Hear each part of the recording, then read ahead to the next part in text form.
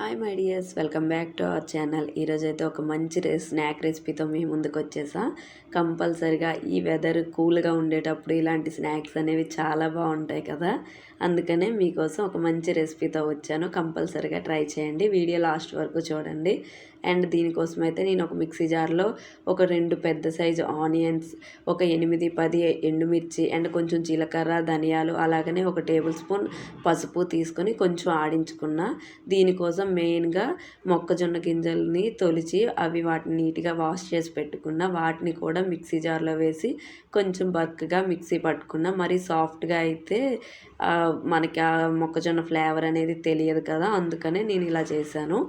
వీటిని ఒక బౌల్లోకి ట్రాన్స్ఫర్ చేసి ఇందులో సరిపడా salt and 2-3 table spoons of వరిపిండి రైస్ ఫ్లోర్ని కూడా యాడ్ చేసుకుని బాగా మిక్స్ చేసుకోవాలి.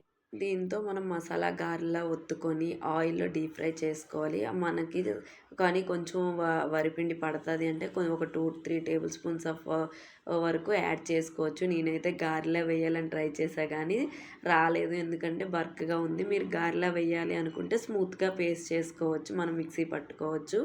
నేనైతే వడల్లా వేసాను. ఆయిల్ డీప్ ఫ్రై చేశాక అందులో వేసి బాగా 2 సైడ్స్ ఆయిల్ డీప్ ఫ్రై చేసుకోవాలి. కలర్ అనేది గోల్డెన్ కలర్లో చేంజ్ అయ్యాక మనం తీసి కానీ టిష్యూ మీద వేసుకుంటే ఆయిల్ అంతా పోయాక ఈవినింగ్ స్నాక్స్లో కంపల్సరీగా తింటారు. పిల్లలు కూడా చాలా బాగా ఇష్టపడతారు.